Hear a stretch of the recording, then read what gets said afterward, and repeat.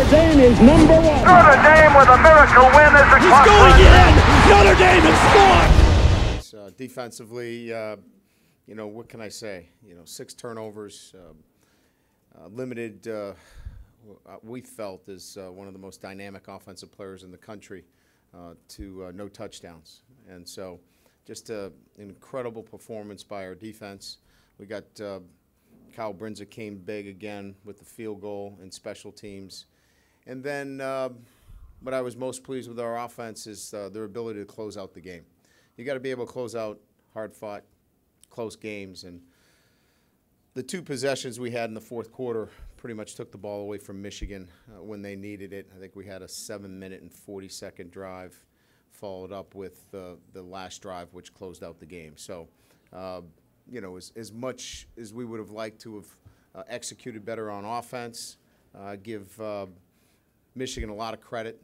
They did a very good job defensively, and we knew we were going to be in for this kind of close, tough, hard-nosed football game, and proud of the way our guys pulled it off. So with that, I'll open up to questions.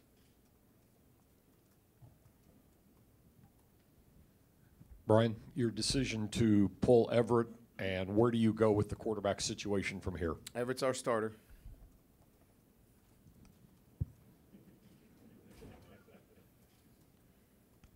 Coach, you said that beating Michigan State was a signature victory.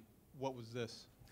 I think it's another step in the process of consistency that I've talked about. And before you can go from being a good team to a great team, you have to exhibit some form of consistency and performance, and you have to play week in and week out. Our kids have had 3 tough opponents early in the season as we're trying to find ourselves offensively with Purdue, Michigan State, and Michigan in consecutive weeks. And it definitely goes towards that consistent performance that we're looking for. And this is another step towards that.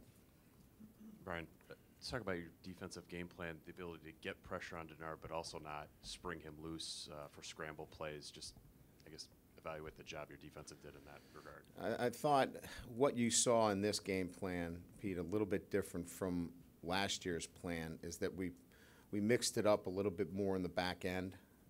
We were, you know, in a lot of star coverage last year, even through the 3rd and 4th quarter. And I know Bob wanted to mix it up a lot more. We got into a lot more zone, which we knew that if we got into more zone, we could be more susceptible to some of the runs. But we handled ourselves very well with some, you know, new starters back there. In particular, I thought Matthias had a great game.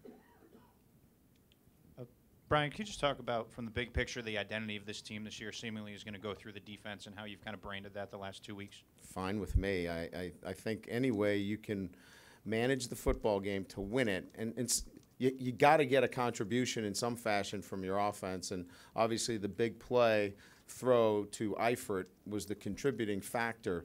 So we're fine playing to our strength, and again, I think we saw that defense is such that, you know, we want to make sure that we limit turnovers, and early on we turned the ball over, and we, you know, ultimately that's why we made the change at quarterback.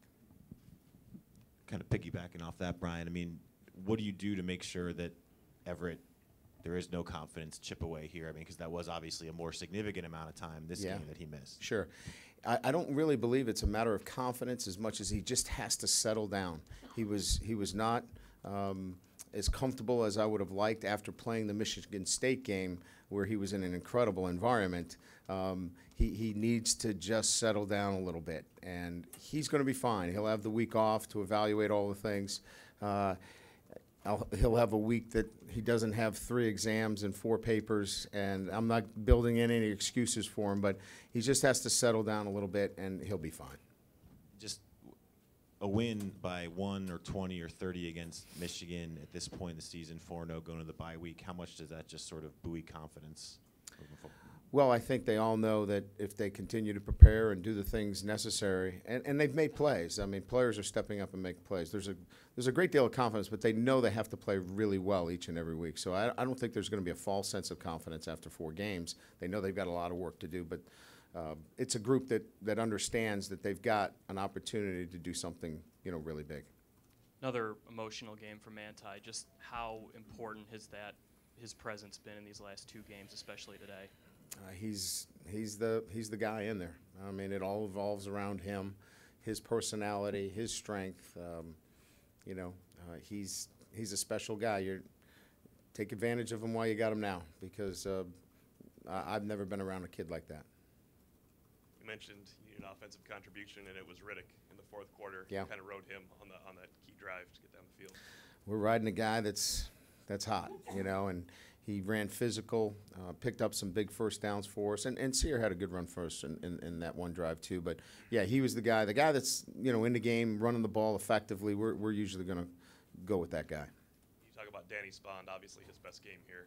Danny Spond played very well. He played in space, which is difficult for a 250-pound linebacker. Played physical, was able to set the edge. As you know, it's so important against a guy like that to set the edge. And I think there was one time on a bubble in the fourth quarter where the ball got outside him, but other than that, he was on point. Brian, what is it do you think that you're doing better defensively through these first 4 games than your first 2 seasons here?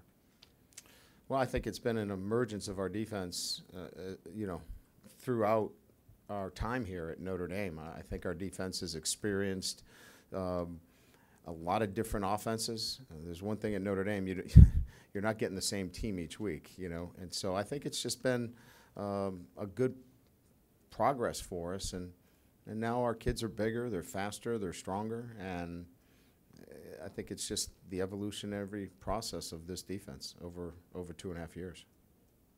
Coach, has Tommy Rees shown you anything that gives you any pause about the situation, that maybe you want him integrated as a 2-quarterback system, anything like that you've seen from him? No, not really. I think we're fairly comfortable with if we need Tommy to come in and handle some of the offense for us. If we feel like it's necessary, we will. But he's a great asset to have if you need him. To close out a game, we'll continue to go that route. We'd like to continue to develop Everett, so we don't have to do that. But we're going to still try to win football games any way possible. Coach, that fourth quarter drive there with Theo again, it's the second week in a row you guys have been able to kind of kill a game running the ball like that. What leads to you guys taking over with running in the fourth quarter? Well, I think first of all, you've got an offensive line that will play physical. The backs ran hard. We've got 2 and 3 tight ends out there, so we're at that level that we can compete with the very good teams that know we're running it. There's 8, 9 guys on the line of scrimmage. We're still running it into those looks, and we didn't want to turn the ball over in the second half. We weren't going to risk turning it over. Our defense had played so well that we were going to be a little bit stubborn. So maybe it was just that we're a little bit more stubborn in terms of wanting to run the football and eat up some clock, because that's the way the game needs to be managed with that defense that we have. And then Brian, Tyler had a big catch at the end there, but other than that, wasn't even thrown too many times during the game. Tyler Eifert's a tight end. You guys seem to think that he's got to get 90 balls. He's a blocking tight end that has a unique ability at the end of the game to spread out as a wide receiver and catch a pass. So the game was such that he was required to be inside blocking, and he did a heck of a job. And he just it continues to open everybody's eyes about his ability to be a wide receiver and a blocking tight end. Brian, since you're sitting here now at 4-0 and you've got 3, I guess you call them grind wins, can you tell me subtly, what's the advantage to that as opposed to 4, sort of have the game wrapped in the fourth quarter? And with that in mind, how do you then manage these next 2 weeks? Well, I think our players see how the game unfolds and knows that it's gut check time in close games, and that they've got to rely on each other. It builds a closeness within your locker room, both on the offensive side and the defensive side. It builds confidence that no matter what the circumstances are, that they can find a way to win. So those are all great things that we'll continue to build on. And as we move into the bye week, we're getting into a lot of exams, so we'll try to get Tuesday and Wednesday on Miami, and weight train on Thursday, and give them some time off on Friday and Saturday as we roll right into Miami with some extra preparation. Brian, here to your right, I know you're confident in the D-line going into the season, but 14 sacks in 4 games, does that surprise you a little bit? You know, I don't know that I was thinking much in terms of sacks. I think we wanted to make certain that we were going to be able to support our front in the back end of the defense. And I think after tonight, we all feel that we've got some young guys back there that can play at a high level. So I think if I was looking for surprises, I would tell you that look at the game that Matthias Farley played, first-time starter, who was a wide receiver last year.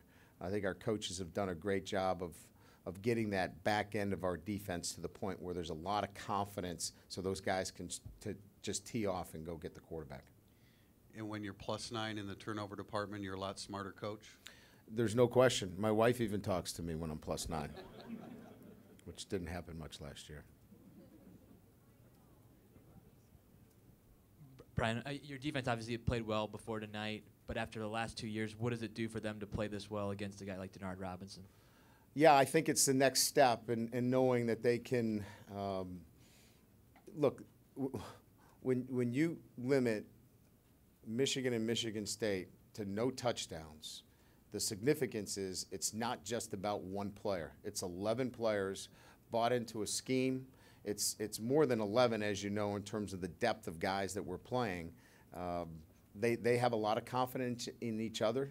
They have great confidence in their teammates and their coaches, and we know that we can plug in the next man in, and they're going to get the job done. I mean, that's a great feeling to have when you know your defense is playing at that level.